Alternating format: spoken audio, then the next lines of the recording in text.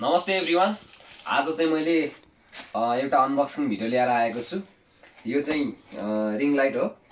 एउटा रिङ लाइटको खाँचो भएको थियो र यहाँ तपाईले अहिले लाइटिङ पनि देख्न सक्नुहुन्छ। लाइटिङ अलिक राम्रो पुगेको छैन मेरो फेसहरुमा हैन।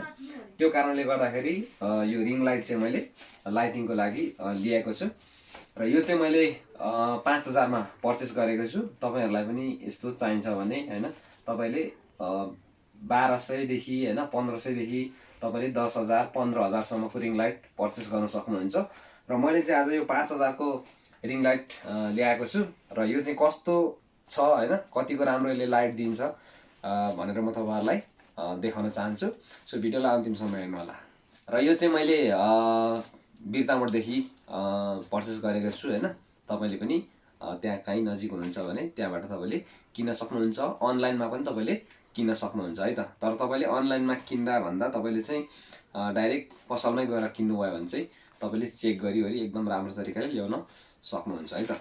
सो ओके, यसलाई हामी अब ओपन गर्नेछौँ। सबैभन्दा पहिला तपाईले यो देख्न सक्नुहुन्छ यो चाहिँ स्ट्यान्ड हो। अहिले म तपाईलाई देखाउँछु। त्यसपछि भनेको यो चाहिँ हाम्रो रिङ लाइट यसरी आउँछ है त। यहाँ देख्न सक्नुहुन्छ र यसलाई चाहिँ मैले यहाँ टेप लगाएको छु हैन। यो चाहिँ गाडीमा ल्याउँदाखेरि फुट्छ भनेर यसलाई हामी ओपन गर्नेछौँ। सो यहाँ देख्न सक्नुहुन्छ यो चाहिँ रिङ लाइट मैले निकाल्दै छु।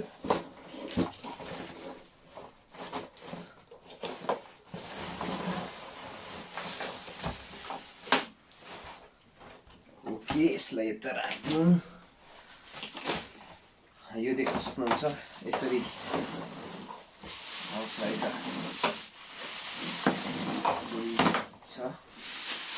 के यो रिमोट हो। यो चाहिँ रिमोट देखि हामीले यसको लाइटहरुको कलर चेन्ज गर्न मिल्छ है त। अहिले म तपाईहरुलाई बालेर देखाउँछु।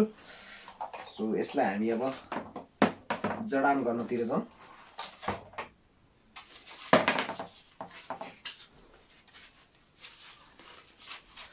यो चाहिँ मोबाइल ह्याङ्गर है। 3वटा सम्म मोबाइल हामीले चाहिँ यहाँनिर ह्याङ गर्न मिल्छ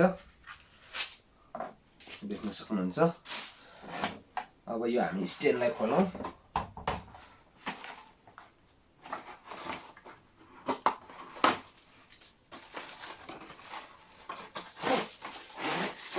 यो चाहिँ स्ट्यान्ड हो।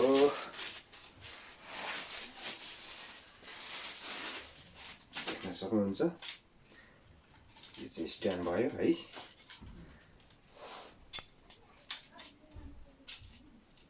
यो स्ट्यान्डलाई हामीले यसरी राख्न सकिन्छ।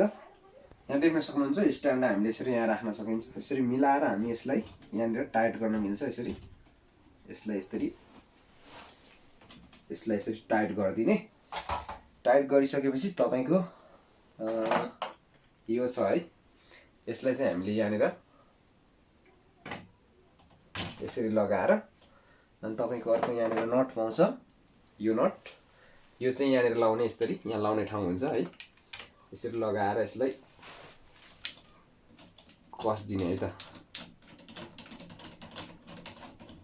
ल यो कसियो टाइट भयो है। अब यो भनेको तपाईको रिङ लाइट जडान चाहिँ कसरी गर्ने भन्दाखेरि पहिला यसलाई निकाल्नु पर्ने रहेछ है त। यो नट हुन्छ। यो नटलाई यसरी हामीले के गर्ने भन्दाखेरि पहिला निकाल्ने। यसरी निकाल्ने। निकालिसकेपछि यसलाई यसरी जडान गर्ने। जडान गरिसकेपछि यो नटलाई यो होलसँग मिलाएर है यसरी पस्यो है। पसिसकेपछि अब फेरि यसलाई यताबाट टाइट गरिदिने। यो रिङ चाहिँ माथि नछोड्नु होला है। यो गरेको बेला फेरि झर्यो भने खत्तम है। ल यो टाइट भयो है।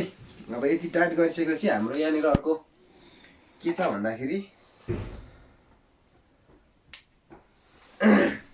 यो मोबाइल ह्याङ्गर छ। यो यसलाई चाहिँ हामीले यहाँनिर यसरी लगाउने है। लगाइसकेपछि के हुन्छ भन्दाखेरि अब यसलाई हामीले फेरि यहाँनिर लगाउने हुन्छ। ग्रुप यहाँ ठाउँ हुन्छ है। यसरी लगाएपछि यसलाई टाइट भयो है। टाइट भएपछि यसलाई चाहिँ जता रिमुभ गर्न मिल्छ यसरी, जता पनि के गर्न मिल्छ, मुभ गर्न मिल्छ यसरी मुभ गर्ने। त्यसपछि भनेको अर्को छ यो तीनटालाई नै हामीले चाहिँ यहाँ यसरी लाउन मिल्छ है त। यो तीनैवटा आवश्यक नपर्ला हैन, तर पनि हामीले चाहिँ आवश्यकता अनुसार यसलाई युज गर्न सक्छौँ है। सो यसलाई यसरी राख्छु म, यसलाई आवश्यक छैन मलाई है। मलाई चाहिँ रिङ लाइटको मात्रै आवश्यक छ। अर्को मेरो स्ट्यान्ड छ, अर्को ट्राइपड छ मेरो, त्यो ट्राइपडमै युज गर्छु। सो यसलाई यसरी राखिदिन्छु। अब यति गरिसकेपछि तपाईँको यो छ है, यसलाई चाहिँ के गर्ने भन्दाखेरि यहाँनिर एउटा पछाडिपट्टि यो लगाउने ठाउँ छ, यता पछाडिपट्टि यसलाई यसरी लगाउने के। यसरी लगाइसकेपछि अब यसलाई चाहिँ हामीले पावरमा जोड्नु पर्ने हुन्छ है त। यो चाहिँ हामीले पावरमा जोड्नु पर्ने हुन्छ।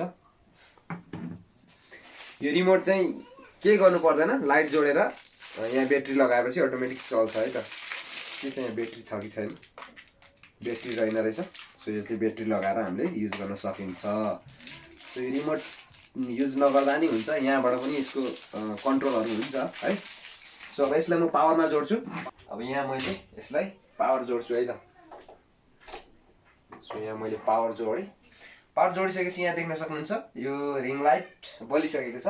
अब यसलाई हामीले पछाडि यहाँ एउटा कन्ट्रोलर हुन्छ है, यसलाई हामीले घुमायो भने चाहिँ यसरी कलर चेन्ज गरिदिन्छ, कलर चेन्ज हुन्छ। सो कस्तो कलरको आफूलाई चाहिएको छ हैन, त्यो अनुसारको चाहिँ हामीले चेन्ज गर्न मिल्छ।